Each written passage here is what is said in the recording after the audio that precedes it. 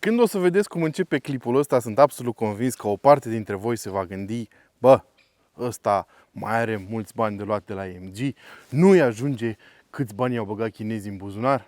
Sunt absolut convins că asta va fi în capul multora, dar vă jur pe ce am mai sfânt că dacă aș fi fost plătit la fel de mult cât se spune pe aici prin comentarii pentru munca pe care o fac, aș fi fost foarte departe în momentul de față și nu mi-ar fi teamă cu ce să-mi plătesc chiria luna viitoare. Credeți-mă, tot ce v-am spus până acum despre AMG a fost sincer din partea mea. Iar astăzi vom testa din nou AMG HS, dar într-o versiune foarte diferită de ce ați văzut data trecută aici pe canal. Pentru că modelul de lângă mine este un plug-in hybrid, este versiunea plug-in hybrid a lui HS și are un motor și are o motorizare hibridă complet complet diferită de ce ați văzut până acum pe piață la majoritatea producătorilor auto.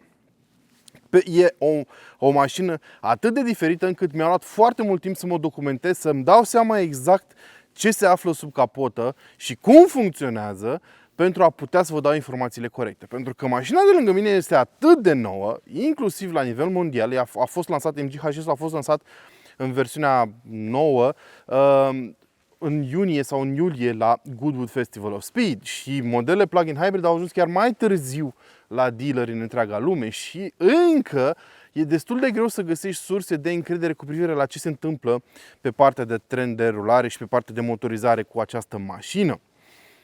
Inclusiv la HS, la MG. Pentru că comunicatul de presă este foarte succint și nu ți oferă foarte multe detalii tehnice cu privire la cum funcționează mașina asta. Deci a trebuit să caut destul de mult să-mi dau seama cum funcționează, mai ales din moment ce broșura pe care am primit-o de la MG era un pic confuză. Lista acolo transmisie cu 7 rapoarte și dublu ambreiaj pe care eu atunci când am început să conduc mașina pur și simplu nu am simțit-o. Și asta mi-a ridicat foarte multe semne de întrebare. Mă rog, o să vorbim despre toată treaba asta atunci când ajungem la zona de sub capotă. Acolo o să detaliem un pic mai mult ce se întâmplă tehnic cu mașina asta. Va fi un clip un pic diferit față de ce vedem în mod normal aici pe canal și va fi axat mai mult pe numere, pe eficiență și pe cum se conduce mașina asta. Pentru că despre designul exterior v-am tot vorbit, despre spațiul interior v-am vorbit și din moment ce cei de la AMG au decis ca pentru această mașină să poziționeze bateria sub podea, nu avem nicio diferență structurală la interior. Portbagajul are aceeași dimensiune, interiorul este fix la fel, podeaua nu are de suferit, deci totul este fix la fel. Mulțumim celor de la OBD11 pentru sponsorizarea acestui clip. Dacă sunteți pasionați auto, mai ales proprietari de mașină din grupul VAG, probabil știți deja ce este OBD11. În concret, ce reprezintă acest dispozitiv este o interfață de diagnoză și de codare auto extrem de performantă și de apreciată printre pasionați. Ei bine, cei de la OBD11 au vrut să-mi spună că au lansat de curând o aplicație nouă care acum funcționează la nivel de reprezentanță și pentru modelele altor branduri, cum ar fi BMW, Mini, Rolls-Royce, dar și Toyota și Lexus. Cu ajutorul acesteia, așa cum vă spuneam, puteți face diagnoză la nivel foarte specific pe mașinile voastre, cu ajutorul aplicației OBD11 și cu ajutorul funcției One Click, adică este foarte intuitiv să folosești aplicația. Desigur, OBD11 funcționează acum și pe alte branduri, dar nu la fel de specific cum se întâmplă în cazul celor menționate mai devreme. Dacă mașina ta este fabricată după 2008, cel mai probabil o să poți să faci orice fel de diagnoză de bază pe mașina ta cu privire la motor, transmisie sau emisii. Dacă însă ești proprietar de mașină din grupul VAG, vorbim aici de Volkswagen, Audi,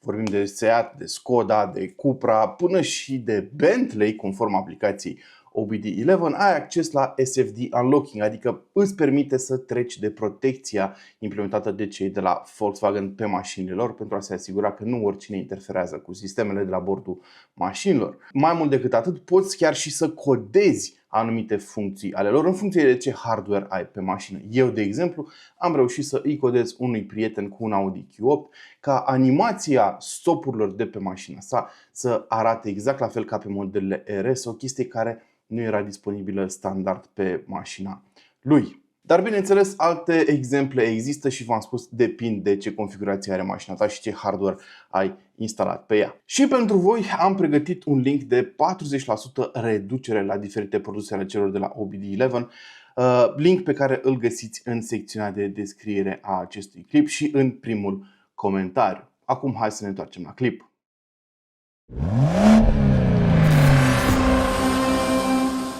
Ce aș vrea să subliniez totuși aici, la partea de exterior, este faptul că există o diferență importantă pe acest model față de modelul non-plug-in hybrid.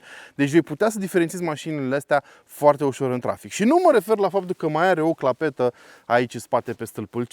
Mă refer la faptul că avem aceste praguri. Acestea lipsesc și nu poți să ți le pui nici opțional pe versiunile HS pur termice.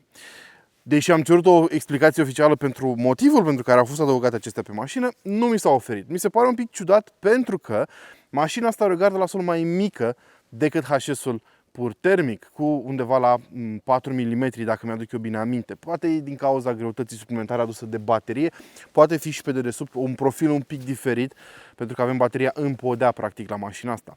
Dar presupunerea mea este că aceste praguri au fost adăugate pentru a proteja astfel bateria, a aduce un pic de distanță între ea și asfalt și potențialele obstacole de pe drum. În rest, mașina arată fix la fel la exterior. În acest caz avem mașina într-un alb perlat care arată foarte bine din punctul meu de vedere. Faruri LED în continuare pe mașină, doar automate, nu adaptive. Același design care mie îmi place, este coeziv, este de 2024. Dar nu despre asta o să vorbim astăzi în principal. Nu, astăzi trebuie să vorbim în principal despre partea tehnică și cum diferă mașina asta de un MG HS, să-i spunem termic, pur termic. Păi, hai să pornim cu ceea ce este comun. În primul rând avem același motor de 1,5 litri în 4 cilindri turbo sub capotă care funcționează după ciclu Deep Miller, adică e făcut astfel încât să fie cât mai eficient. Numai că aici este tactat la 143 de cai putere și 230 Nm cuplu. Și asemănările se termină aici, pentru că asta este singura chestie comună cu MG-ul pur termic. Acest motor este ajutat de altele două electrice. Ca să simplific foarte mult toată explicația, avem un motor electric propulsor, cel care va trimite putere la roată de 184 de cai și 330 de Nm cuplu, ajutat și de un generator de 150 de cai putere. Un generator destul de puternic, așa cum puteți să observați. În total, mașina asta se poate baza, conform fișei tehnice, pe 339 de cai putere și 365 Nm cuplu, care ar fi un fel de peak power posibil teoretic, dar nu pe care îl poți folosi. Practic, de folosit la roată, pentru că mașina va trimite toată puterea către roțile față exclusiv, nu avem tracțiune integrală pe mașina asta, se poate baza pe un maxim teoretic de 327 de cai putere, adică puterea adunată a motorului termic și a motorului electric, pentru că ambele pot să trimită putere la roată în același timp. Dar acest sistem nu prea folosește o transmisie. Motorul termic are la dispoziție două trepte, una joasă și una înaltă, atunci când trimite putere la roată. Dar motorul termic poate trimite putere și în baterie, cu ajutorul generatorului poate trimite putere direct la motorul electric. Deci el poate produce curent și îl poate trimite direct la motorul electric. Sau mașina cum mai poate funcționa? Poate funcționa mergând doar cu motorul electric, cel de 184 de cai. Atunci când bateria este încărcată și mașina merge electric, ea va funcționa cu motorul electric trimitând putere direct la roată. Poate funcționa cu motorul termic, care poate funcționa ca propulsor împreună cu motorul electric, poate funcționa ca propulsor de sine stătător, poate funcționa și ca generator. Deși motorul termic poate trimite putere la roți prin intermediul unei cutii cu două rapoarte, pentru motorul electric aceasta nu există. El face un bypass și poate trimite putere la roată prin intermediul unui singur raport de multiplicare. Deci este un sistem foarte diferit față de ce vedem în mod normal pe piață atunci când vorbim de modele plug-in hybrid. Ce vedem în mod normal pe piață atunci când vorbim de un model plug-in hybrid? Păi, cred că le putem împărți cam în două categorii. Există categoria unde ai un motor electric în cutia de viteze sau undeva între motor și cutia de viteze, da? Care poate folosi rapoartele din cutia de viteze pe măsură ce mașina se folosește doar de motorul electric, fără a folosi și motorul termic. Și mai există varianta în care ai un motor electric dedicat, de obicei pe puntea spate, sau suplimentar dacă vreți să-i spuneți așa, care atunci când mașina merge pur electric este folosită în exclusivitate. Sunt sisteme pe care le-am văzut pe, nu știu, pe Peugeot 3008. sisteme pe care le-am văzut pe Mazda CX-60, le-am văzut pe foarte multe mașini Toyota și așa mai departe. Astea sunt cele mai importante categorii de mașini plug-in hybrid pe care le vezi pe piață. Ăsta însă e un sistem complet diferit din punctul meu de vedere, atât ca funcționare cât și ca eficiență. Și o să vedeți un pic mai târziu că e o chestie foarte interesantă care se întâmplă pe partea de eficiență cu mașina asta atunci când o conduci, mai ales când o conduci în modul hibrid. E un sistem aproape asemănător cu ce vedem pe Honda CR-V, dar diferit totuși în foarte multe aspecte. Mie mi se pare că este foarte simplu, mult mai simplu decât multe alte sisteme de pe piață în acest moment. Iar cei de la MG spun că bateria de 21,2 kWh pe care o are mașina, n-am reușit nici să aflu cât e capacitatea utilă a acestei baterii, dar cred că asta e capacitatea utilă până la urmă și capacitatea brută este alta. Ei spun că cu ajutorul acestei baterii ar trebui să ai autonomii care variază între 120 și 163 de km. 163 de km în cele mai bune cazuri în oraș. 120 de km mixt. O să vă spun imediat și ce rezultate am obținut eu cu mașina asta. Ideea este că m-am chinuit un pic să-i termin bateria. Dacă e să vorbim de baterie, hai să vorbim și despre partea de încărcare. 7 kW maxim, deci ar trebui să-ți iau undeva la 3 ore, 3 ore jumate să încarci mașina asta de la zero, ceea ce este ok. Mă rog, există mașini pe piață în momentul de față care au fast charging, dar cele mai multe se opresc, dacă vorbim de plug-in hybrid, la 7 kW, pentru că mașinile plug-in hybrid sunt gândite să le încarci atunci când mașina stă foarte mult. Deci să le încarci la birou sau acasă, nu să pleci la drum lung cu ele și să le și încarci pe traseu. Că nu e nimeni nebun să se ducă cu mașina plug-in hybrid la drum lung și să stea câte 3 ore în parcare ca să poată să facă după aia 70 de km cu mașina în mod pur electric. Așa cum vă ziceam, puteți observa că portbagajul nu a suferit niciun fel de modificare comparativ cu HS-ul termic pe care l-am condus acum nu foarte mult timp. Avem în continuare această protecție pentru podeaua portbagajului, da? Spre deosebire de foarte multe modele de la rivali care de multe ori au spațiu din portbagaj compromis. Aici nu este cazul, bateria este în podea, iar asta economisește foarte mult loc. Și o să vedeți că ne urcăm o mașină și o să observați că și în interior este fix aceeași poveste. Ce frumos se vede frunza asta, a venit toamna cum trebuie. Da? Dar voiam să vă arăt și acest interior din piele sintetică crem. Mă rog, crem spre coniac, așa. Arată foarte bine. Mi-aș fi dorit ca cel la HS să fie avut acest interior. Și podeaua, vedeți, este aproape complet dreaptă. Da? Planșa de bord arată fix la fel. Mașinile sunt identice în ceea ce privește configurațiile, mai ales că și cealaltă era tot exclusiv. Și da, acest plug-in hybrid este disponibil pe piața din România doar în două versiuni de echipare, Excite și Exclusive. Diferențele nu sunt foarte mari dintre ele, dar vreau să menționez faptul că pe versiunea mai accesibilă nu ai acest interior din piele perforată sintetică disponibil. Iarăși, materiale de calitate bună pentru acest segment. Și ne-am urcat la bord pentru că vreau să vă arăt câteva diferențe. Față de MG-ul vechi, nu mai avem aici un buton care să-ți permită să treci prin modurile de condus referitoare atât la sistemul de tracțiune hibrid, cât și la alte opțiuni. Atunci, pentru sistemul nou, trebuie să intri în sistemul multimedia, deci la car, la driving, și poți să alegi modul de condus, confort normal sau sport. Poți să alegi cât de puternică să fie frânarea regenerativă. Bine, asta poți să o adaugi la unul din butoanele de pe volan favorite și poți să modifici în mers acest lucru. Și poți să alegi dacă să mergi în modul EV sau hybrid.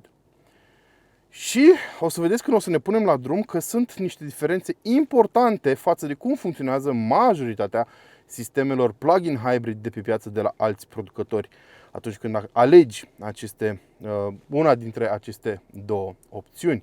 Așadar, având în vedere tot ce v-am spus până acum, cum credeți că se conduce această mașină comparativ cu HS-ul termic și de ce nu comparativ cu principalii săi rivali? Răspunsul pe scurt este foarte bine. Practic, atunci când mergi cu mașina asta, pentru că o vei folosi așa cum trebuie, nu? Adică vei avea bateria încărcată cel puțin parțial tot timpul, nu? Așa este, nu? Da. Când vei merge cu mașina asta, ea se va simți ca o mașină electrică.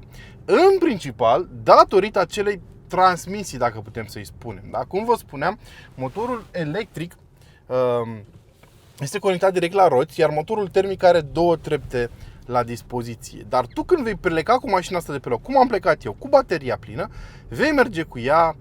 Dacă alegi hibrid, vei putea merge hibrid. Dacă alegi electric, vei merge pur electric cât vrei tu.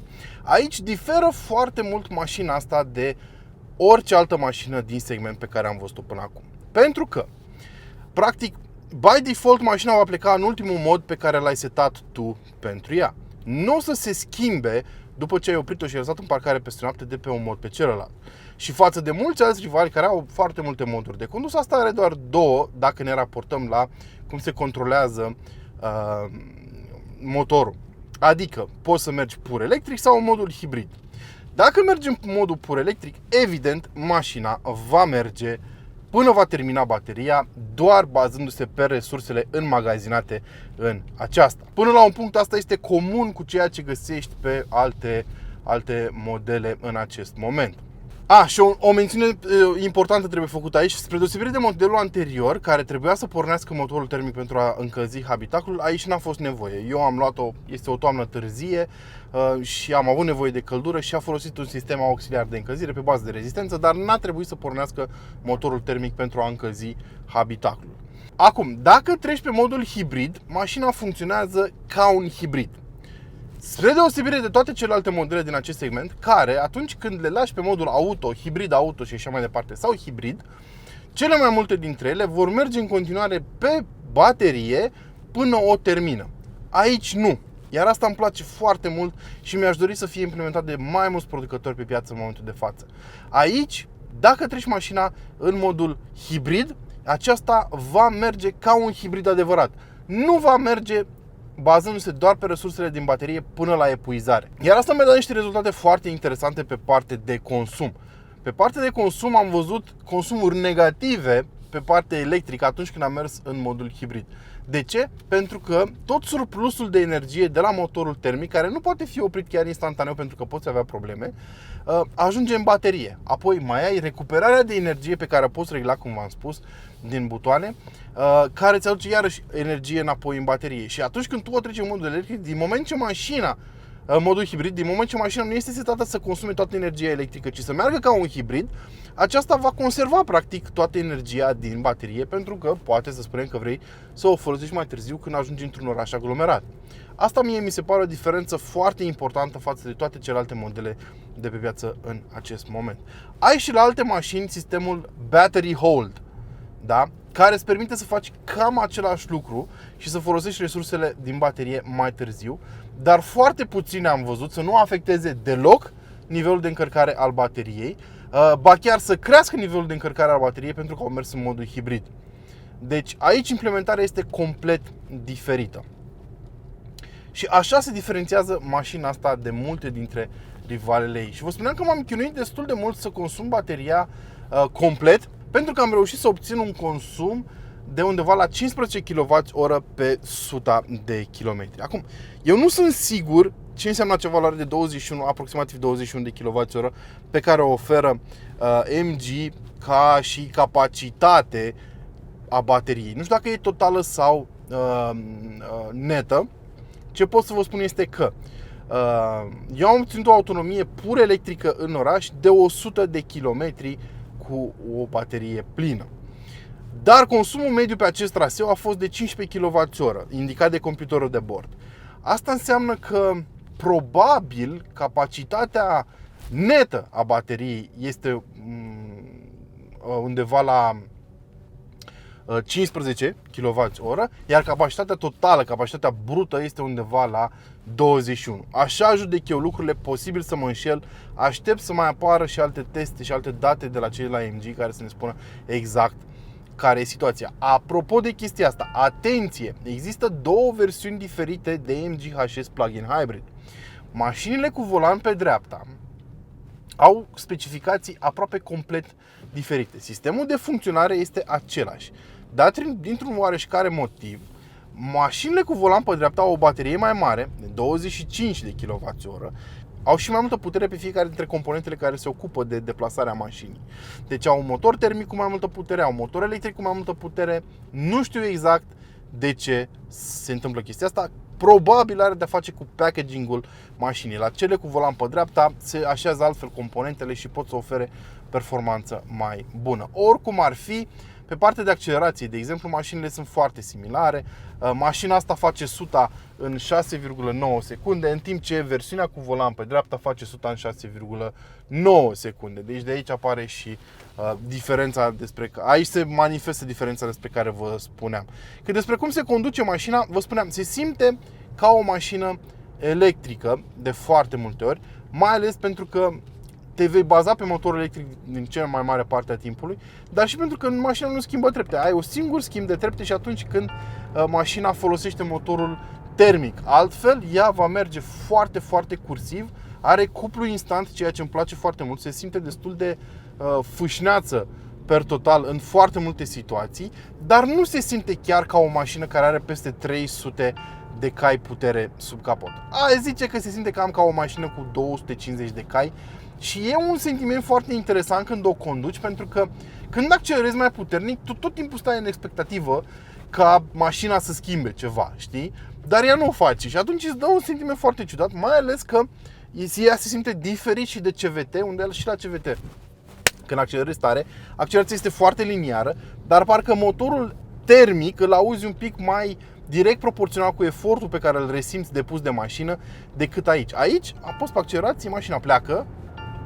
Simți într-adevăr când mașina începe să livreze resurse la roată și de la motorul termic, că în prima fază când accelerezi tare, dacă ai bateria descărcată, să spunem, da? Dacă accelerezi tare de pe loc, ce se întâmplă? Mașina o să plece, o să auzi motorul termic că pornește, dar el va funcționa în regim de generator. Abia când simte mașina că are nevoie de mai multă putere, motorul termic o să înceapă să trimită putere la roată și atunci simți cum se conectează și cum mașina pleacă mai tare de pe loc. Dar nu se simte ca un schimb de treaptă. Se simte ca un zvâc suplimentar pe care îl dă mașinii.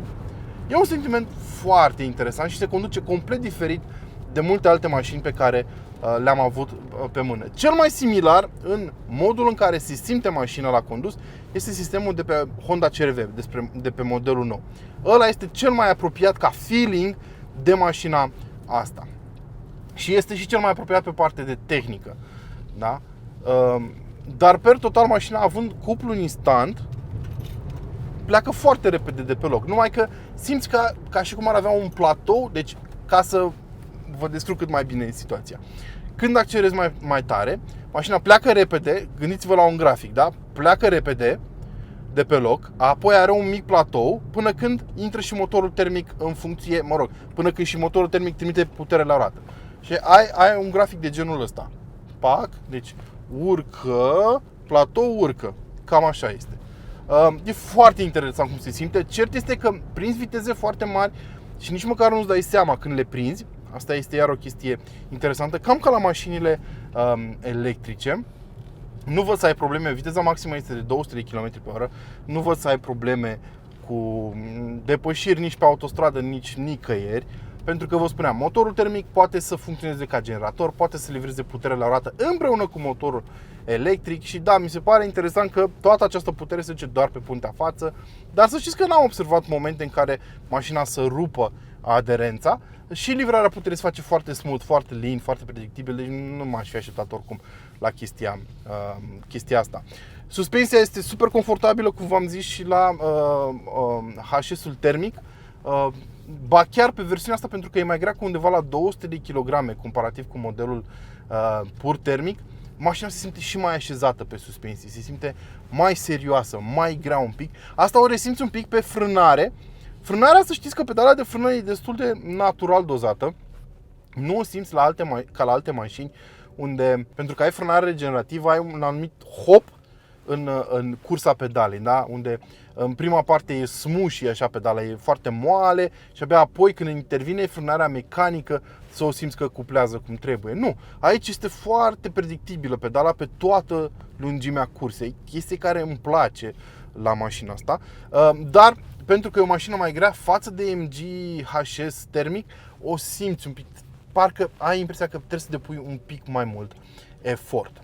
Dar sunt absolut convins că sunteți curioși și de ce date de consum am obținut cu mașina asta cât am testat-o, nu?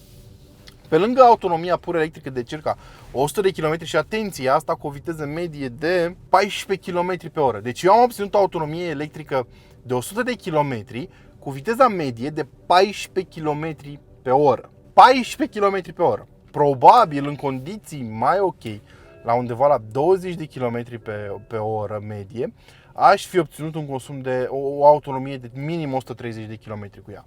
Minim. 120, hai 125 aș zice minim. Țineți cont și de faptul că a fost frig afară, deci probabil că obții chiar mai multă autonomie cu ea. Apoi, când am mers cu mașina în modul hibrid, cu bateria parțial încărcată, deci încă mai avea resurse în ea, consumul mediu pe care l-am obținut a fost de 7,2. Când am mers cu mașina cu bateria complet goală în modul hibrid, consumul a crescut foarte puțin până la 7,5. Dar eu tind să cred că a fost mai mult din cauza traficului, nu neapărat din cauza modificărilor, pentru că v-am spus, când treci mașina în modul hibrid, ea oricum nu prea va folosi resursele din baterie. Apoi am ieșit pe DN, la o viteză medie de 77 de km pe oră, am avut un consum de 6,8. Ceea ce mi se pare super ok. Pe lângă acest consum, o să vedeți în poza pe care o las aici, că am avut și o parte de încărcare a mașinii, pentru că am mers pe DN în regim hibrid al mașinii, încercând să-i descarc bateria, dar nu s-a întâmplat, pentru că în regimul hibrid aparent ea merge ca o hibridă. Iar pe autostradă, într-adevăr, consumul a crescut la 8,8. Aici s-a mai și consumat un pic din baterie, deși am mers în modul hibrid, pentru că pe autostradă, într-adevăr, te vei baza foarte mult pe motorul termic. Dar cum funcționează sistemul? Motorul termic funcționează ca generator, iar mașina se va baza mare parte din timp pe motorul electric. Da? Vor funcționa în serie, practic, dar pot funcționa și în paralel, ocazional. Ai un indicator foarte drăguț în bord care îți arată cum se efectuează splitul de energie.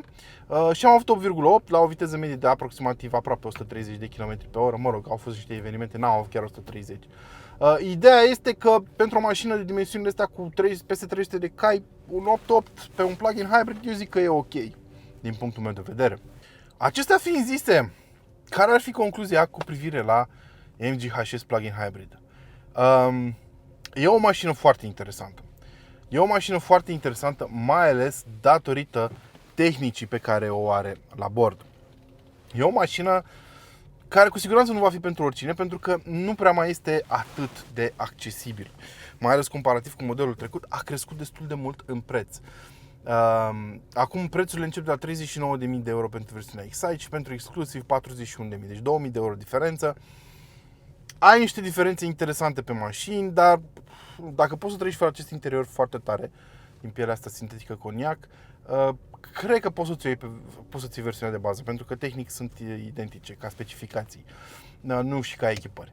La prețul de pornire de 39.000 de euro, în continuare e o opțiune destul de accesibilă, dar nu este cea mai accesibilă de pe piață.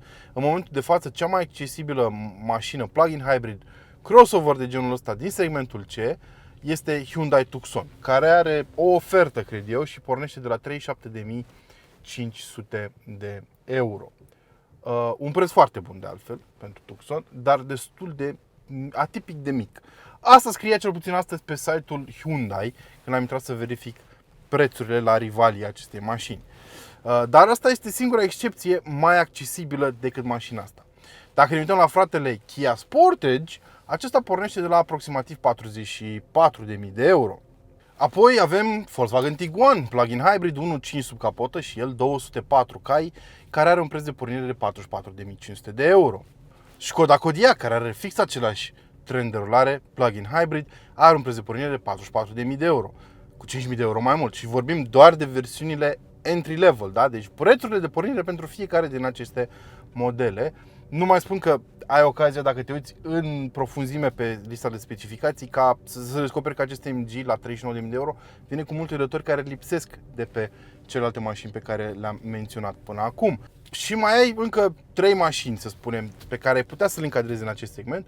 E vorba de Mazda CX-60 plug-in hybrid, care pornește de la 52.000 de euro. Vorbim de RAV4 plug-in hybrid, care iarăși e un rival pentru mașina asta și el are 306 cai și pornește de la 52.000 de euro. Și vorbim poate până la un punct și de Honda CR-V plug-in hybrid, care într-adevăr e un pic mai mare, a crescut în dimensiuni, dar teoretic tot pe aici s-ar afla. care are un preț de 60.000 de euro. Dar, într-adevăr, la CRV vorbim de o echipare full options Advanced Tech care are tot pe ea, deci poate fi comparată cu asta fără mari probleme. Da, partea bună e că primești 7 ani garanție, 150.000 de kilometri, 7 ani de asistență rutieră, 7 ani de verificări ca orice altă mașină a celor de la MG. Și sunt foarte curios ce părere aveți voi în secțiunea de comentarii despre această mașină. Vreau să-mi spuneți dacă, nu știu, sunteți interesați de un plug-in hybrid. Bineînțeles, dacă o să vă luați plug-in hybrid, o să o folosiți așa cum trebuie. Și dacă v-ar interesa această mașină. Eu cert vă recomand, cum vă spun întotdeauna, să mergeți să faceți un test cu mașina asta. Cum v-am recomandat și la MG HS-ul termic, mergeți și testați. Mergeți cu ea un pic să vedeți cum se comportă și apoi să-mi spuneți în comentarii ce părere aveți despre ea, dacă aveți ocazie. Dacă nu, judecați-o în baza a ceea ce v-am spus eu astăzi în acest clip. Până data viitoare, bineînțeles, nu uitați de like, share, subscribe și bineînțeles, nu uitați să vă hrăniți pasiunile. Ciao!